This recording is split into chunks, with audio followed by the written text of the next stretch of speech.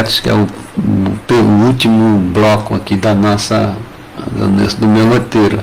Casos concretos, que é o texto que a Denise, ela começa o texto falando dos refugiados africanos e árabes, enfim, na Europa, tentando chegar na Europa.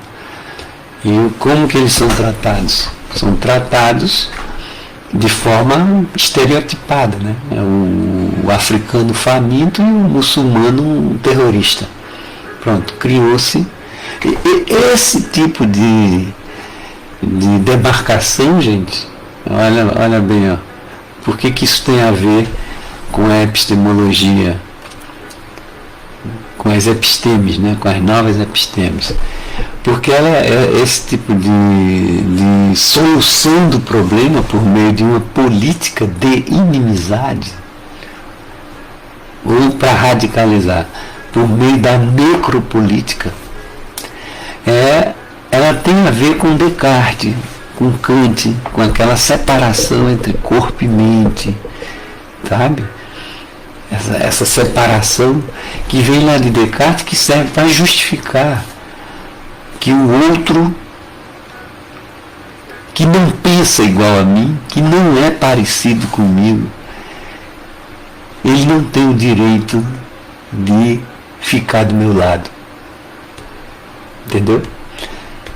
É esse o elemento fundante do racismo, para pensar o racismo, para pensar, por exemplo, o nano-racismo, que é o direito de alguns grupos de elite de zoar com outros grupos, por exemplo, de fazer piada contra pretos, piada contra nordestinos.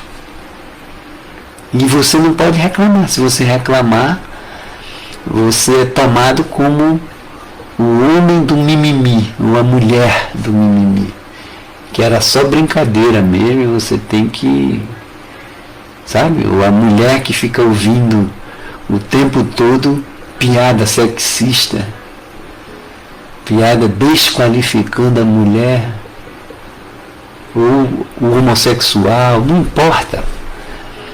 E você não pode reclamar. Isso é um outro conceito, né? O conceito de nano-racismo. Está presente na reflexão, no trabalho do Mbembe. Tá bom? Então, como que esse universo, do bloco anterior, como esse domínio universalista, ele trata isso? Não é bem universalista, né? Ele trata de maneira que quem estiver fora são os semelhantes, aqueles que têm tudo. Esses são termos que o Mbembe usa, né? Quem não estiver fora, o cara, por exemplo, ele apresenta vários dados e a metáfora, e não é uma metáfora, porque é real isso mesmo. O mar Mediterrâneo se tornou um cemitério de africanos. E muitos dos que conseguem sobreviver ao Mediterrâneo, por causa das embarcações superlotadas, eles fugindo da guerra, fugindo da miséria, da pobreza africana, que é uma derivação do processo colonial, que só deixou a desgraceira lá, né? Então, quando os caras conseguem chegar, tem vários documentos, vários estudos. Os caras vivem que nem barata, né? Escondido, e não tem nenhum tipo de suporte. Pode ser deportado a qualquer momento. Então, e se for mulher, então a violência, você quintuplica isso.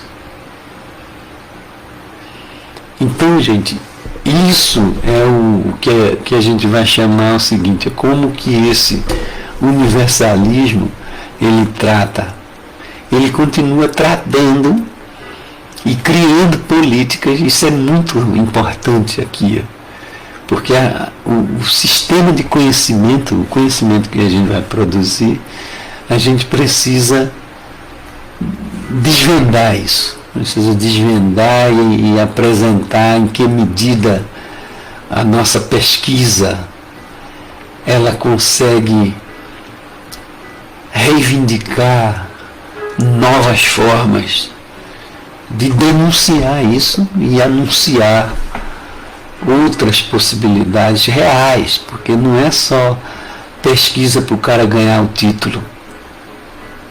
Não, não é isso. Não é pesquisa para depois o cara sair por aí exibindo, né, de maneira estúpida e arrogante, né? Ah, eu sou doutor, pós-doutor. Isso não é essa a questão mais. A questão é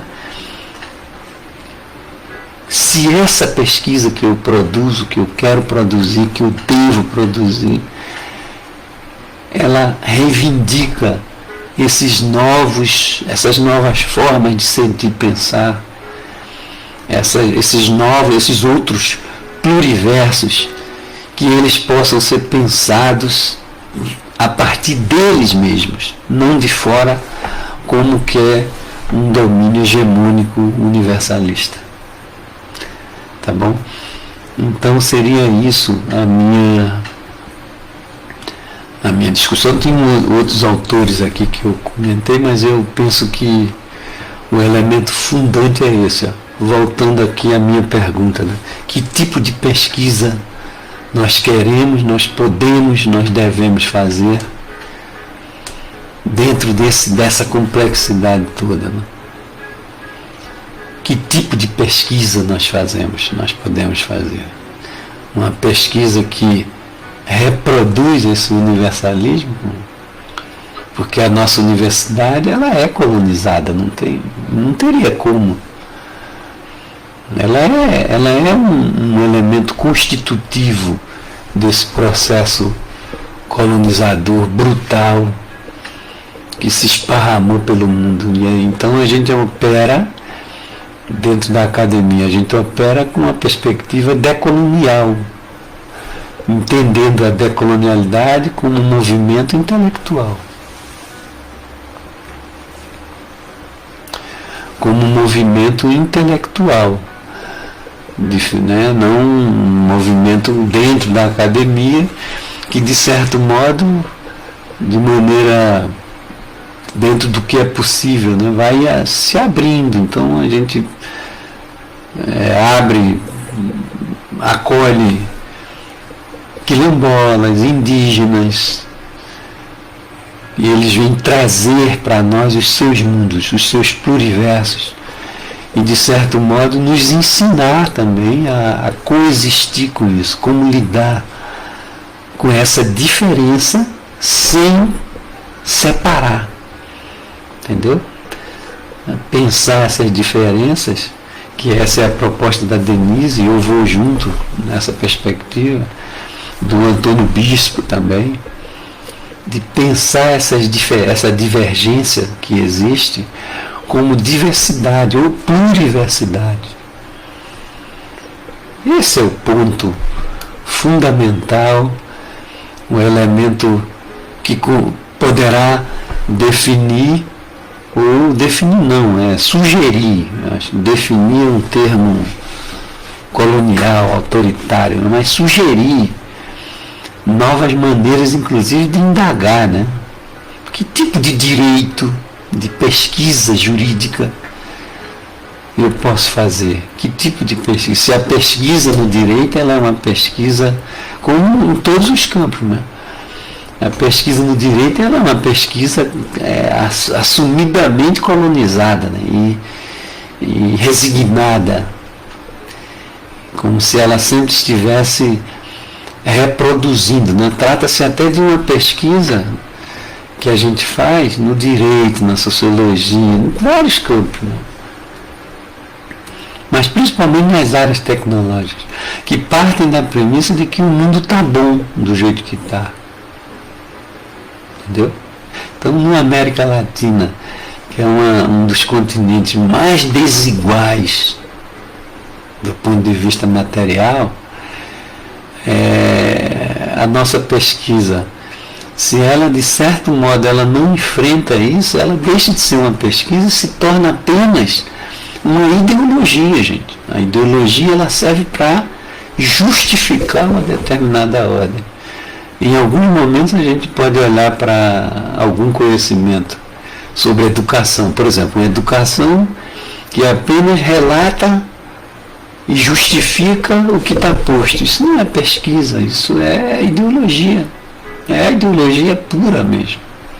A melhor maneira de entender a ideologia é nesse sentido, que ela serve não para problematizar o que está posto, para poder tensionar aquilo. Não tensiona, não vamos tocar nesses.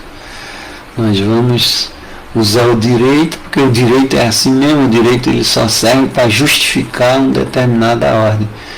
Se for isso, se o cara aceitar isso como ponto de partida, o que ele vai produzir não é uma ciência nesse sentido aqui, no sentido pluriversalista. É uma ciência que apenas justifica e legitima determinado tipo de violência. E a violência, aí voltando para a minha biografia, né? Ela marcou toda a minha trajetória.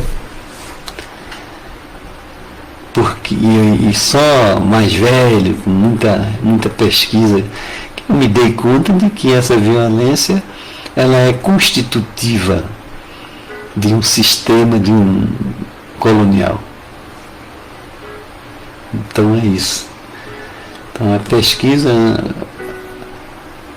a minha concepção de pesquisa, ela tem que ficar sempre atenta para que ela não reproduza essas formas variadas de violência contra quem quer que seja. É isso, minha gente. Muito obrigado pela atenção e me coloco à disposição para provocações, divergências, desde que a gente entenda divergência como diversidade ou pluriversidade, não como fator de vetor de guerra, né, de mais violência. É isso.